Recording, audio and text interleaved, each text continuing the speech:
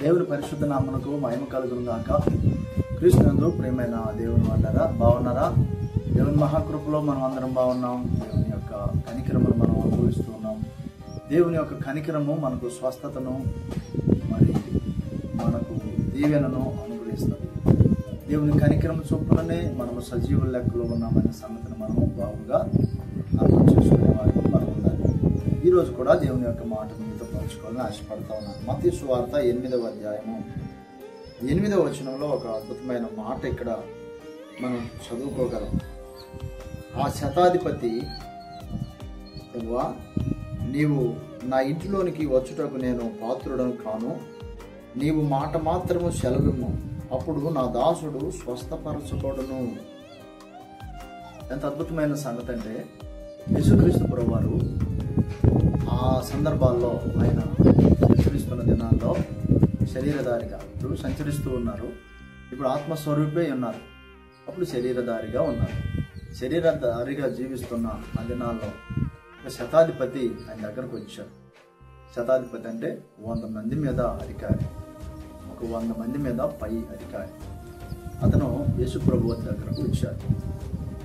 అయ్యా, నా దాసుడు నా ఇంట్లో మరి స్వస్థత కొరకు ఎదురు చూస్తున్నాడు, పక్షవాయువు చేత బాధపడుతున్నాడు అని వచ్చాడు.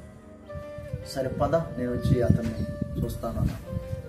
లేదయ్యా, నువ్వు నా ఇంటికి రావడానికి నేను పాత్రుడిని కాదు, ఎన్నికలేని వాడు. మరి నాకు దగ్గర నేను కూడా అధికారంతో ఉన్నటువంటి వాడు. నేను ఒకరిని వెళ్ళమంటే వెళ్తాడు, ఒకరిని రమ్మంటే వస్తాడు. నాకున్న అధికారం ఇటువంటి. అయితే మీకున్న అధికారం ఏంటంటే, మీరు మాట మాత్రమే సెలవేయండి అయ్యా, మీరు మాట మాత్రమే సెలవేయండి అయ్యా, నా దాసుడు స్వస్థపరచబడతాడు అంటాడు. ఎంత అద్భుతమైన సంగతి చూడండి, ఎంత గొప్ప విశ్వాసమో చూడండి అతనికి. అంటే దేవుని మాటల్లో ఎంత శక్తి ఉన్నదనే సంగతి ఒక వ్యక్తి అర్థం చేసుకున్నప్పుడు దేవుని యొక్క మాటకు విలువిస్తాడు. దేవుని మాటకి విలువ ఇచ్చినప్పుడు ఈ యొక్క శతాధిపతి, ఆయన పేరైతే రాసిలేదు కానండి, ఆయన విశ్వాసమును గురించి ఎంత గొప్పగా చెప్పబడింది. బైబిల్ గ్రంథం ఎన్ని భాషలలో ఉంటే అన్ని భాషలలో ఆయన యొక్క విశ్వాసము ప్రస్తావించబడింది. దేవుని యొక్క మాటకు విలువ, దేవుని యొక్క మాటకి శక్తి, దేవుని మాటకు ఉన్న ఆ ప్రభావం అతను గ్రహించాడు, విశ్వాసంతో నమ్మాడు. మాట మాత్రమే సెలవేయండి, నువ్వు పలుకయ్య చాలు. ఏమండి, దేవుని మాటలో అంత గొప్ప శక్తి ఉంది.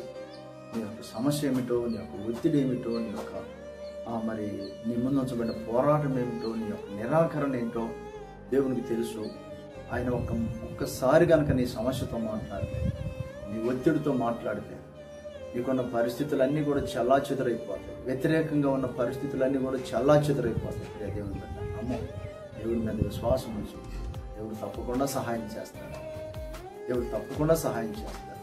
చిన్న ప్రార్థన నిబంధన చేయాలని ఆశపడుతూ ఉన్నాను. ప్రేమగల ఉన్నతమైన తండ్రి, మీ మాటలో శక్తి ప్రభావముల గురించి మేము ధ్యానిస్తూ, మీ అడుగుజాడల్లో నడుస్తూ, మా జీవితకాలం అంతా మిమ్మల్ని హత్తుకొని జీవిస్తూ, ఆయన మీ అందరూ విశ్వాసం ఉంచుతూ, ఆయన మరి ఈ దినం కూడా మీ మాటలను ధ్యానించడం సహాయం చేయండి. అందరి దగ్గరికి అయితే మీ మాటలు తీసుకుని మీరు వెళ్ళి ఉన్నారో విశ్వాసమును కట్టండి, వారి నిరీక్షణ బలపరచండి.